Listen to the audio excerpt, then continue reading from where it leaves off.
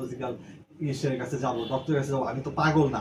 এই যে point of ভিউটা, সো এই পয়েন্ট অফ ভিউটা থেকে আপনার একটা মতামত চাচ্ছিলাম।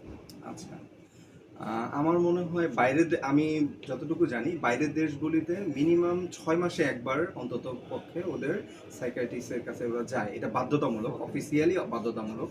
বিকজ অফ শুধুমাত্র সাইকিয়াট্রিস্টের কাছে আমি যে পাগল হলে বা আমি মেন্টালি ডিসঅর্ডার হলেই আমি যাব তা কিন্তু না। সাইকিয়াট্রিস্টের কাছে গেলে হয় কি, মেন্টালি যে আমি মানুষের প্রতিটা মানুষের ভিতরে কিন্তু একটু করে ক্ষোভ বলেন, জি জি রাগ বলেন কিংবা অভিমান বলেন, সব কিছু কিন্তু জমতে থাকে আমাদের মধ্যে। প্রতিটা মানুষের মধ্যে কিন্তু না বলা অজানা কিছু কথা থাকে, যে জিনিসগুলি মানুষের মধ্যে একটু একটু একটু করে জমতে জমতে দেখা গেছে যে এটা এত পরিমাণ পাহাড় পরিমাণ জমে যায়, তখন কিন্তু সে একটা তার ভিতরে একটু একটু করে পরিবর্তন চলে আসে। এটা রিলেশনশিপের ক্ষেত্রে হোক আর পার্সোনাল লাইফেই হোক না কেন, আমরা অনেক সময় দেখা যায় একটা হাসি খুশি একটা লোক বা একটা মানুষ কিন্তু কেমন যেন চেঞ্জ হয়ে গেছে, তার ভিতরে হয়তো বা আমার মনে হয় যে এই যে একটু একটু করে যে জিনিসগুলো জমে গেছে। তো একজন সাইকিয়াট্রিস্টের কাছে গেলে হয় কি, অ্যাটলিস্ট ওইখানটায় একটা সাইকিয়াট্রিস্ট কিন্তু থার্ড পার্সন, সে কিন্তু আমার ফ্যামিলি মেম্বারও না, আমার লাইফের ফ্রেন্ড সার্কেলের মধ্যে কেউ না, সে এখন আমার শুভাকাঙ্ক্ষী হিসাবে আমি তার কাছে যাচ্ছি।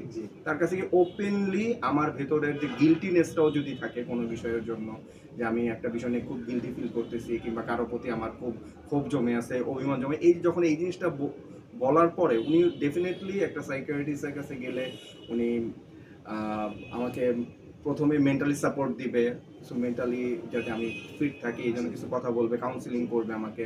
পাশাপাশি যদি কিছু মেডিসিনও দেয়, আমার মনে হয় এটা খাওয়াটা যে আমি পাগলের ওষুধ খাচ্ছি তা কিন্তু না, কিছু কিছু ব্যাপারে কিন্তু সে কিন্তু আমাকে দিচ্ছে আমার মেন্টালি যাতে স্ট্রেসটা কমে, আমি যাতে নার্ভটা ঠান্ডা রাখে, আমার নার্ভ শান্ত রাখে। সো ওই ইয়াতে মানে যেতেই পারে আর যাওয়া উচিত আমার মনে হয়। জি। সো আমার ইউটিউব চ্যানেল খোলার ছোট্ট একটা লক্ষ্য যে মানে আপনার মাধ্যমে আরো 8-10 জন লোক যদি আমার চ্যানেলের ভিডিওগুলো দেখে, তারা যদি তাদের বন্ধু বান্ধব হোক বা তাদের আত্মীয় স্বজন ফ্যামিলি মেম্বার যদি কোনো ধরনের মেন্টাল হেলথ ইস্যু থেকে থাকে, সো তারা যাতে অ্যাওয়ারনেসটা বিল্ড আপ করতে পারে। সো এটাই হচ্ছে আমার চ্যানেলের লক্ষ্য। So thank you very much for your time.